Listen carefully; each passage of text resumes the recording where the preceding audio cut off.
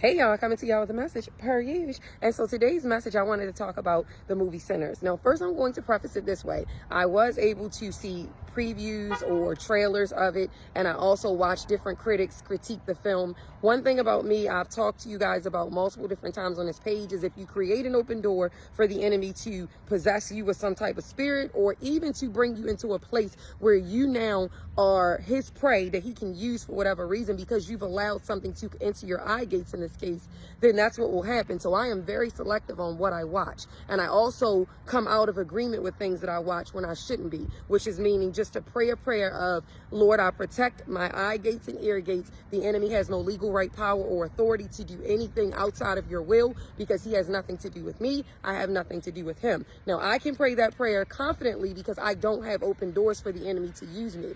But for you that might be a prayer that you cannot use just alone by itself. You have to change some of the things that you're allowing into your life. Let's get into the message. So I wanted to talk about Sinners. The movie is a very demonic movie. I really don't care. You can fight me in the comments. You can say whatever you want. The girl's always going to come with the truth, and I don't really care who it offends.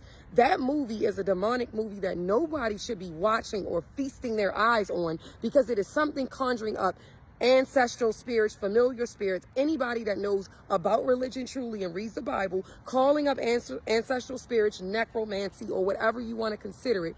It is definitely something that is an abomination to God. That's number one. Number two, when you start watching things where it is showing a little bit of truth, half truth mixed with a bunch of lies and a bunch of demonic activity, you have to understand that that is a very calculated agenda by the enemy, that he's doing this intentionally so that he has the open door to start polluting you in your dreams, start sending spirits to have you do his work, and with you not even realizing that's what happened. That's what's happening. My loves, what you have to understand is you have to realize there's a responsibility within you to ensure that you're not placing your eyes and your ears into things that are going to cause you to go into spiritual warfare unnecessarily. My loves, we have enough of negativity going on in the earth where you don't want to give open door access so that the enemy can do more things or use you in more ways. One thing you have to think about is the fact that this movie was released the weekend of Christ, the Holy Week. Why would you think that that would happen? Anytime that God is going to send a message to his people, if he wants you guys to understand baptism and religion and spirituality, he's never going to do it by defiling it. Whenever there's a little bit of something polluting a film that maybe would have been orchestrated by God, you have to understand that makes the whole film defiled. Whenever God orchestrates one of his people to bring work of art, it's always going to be done tastefully and it's always going to mirror the Bible. It's never going to be polluted by anything else. So you have to understand, and I am not super religious and I'm not a Bible thumper. So before you critics get in the comments trying to say you Christians and y'all religious people, no, that's not me. I don't even go into a traditional church to run my ministry at this juncture. So you're not going to try to place that tagline on me. So I digress from that. What I'm telling you is you have to understand, with that being released at the time that it is the enemy using that film as a way to get as many people as he can to the yard so that he can do whatever it is that he needs to do and use you in whatever way he needs to.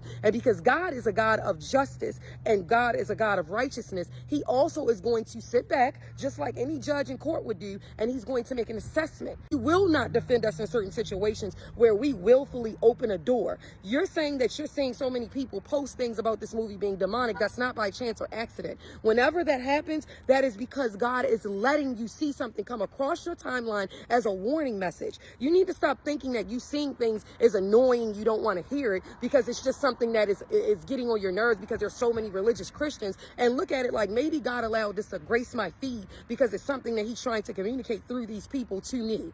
Y'all need to stop being in the matrix. I'm going to just say that. Thank you, Holy Spirit. Y'all need to start having a mind of your own.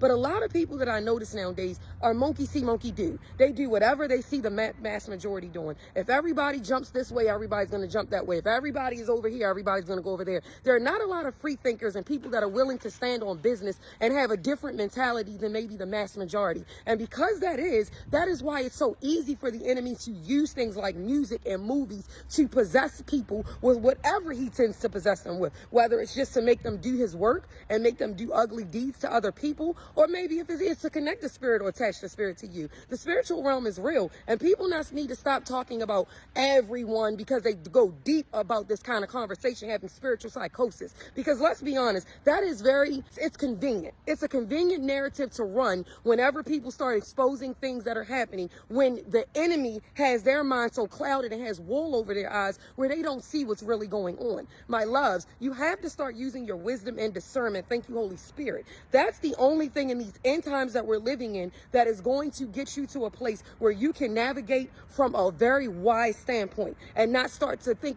everything that you see someone from a Christian dynamic saying is just a oh gosh kind of moment. No, it's not. Not everyone is in error. Not everyone is super hyper religious. Some people actually do follow the righteousness that God expects for us to lead. They actually live their life the way that we're supposed to by the Bible, and they're not trying to force anyone into a narrative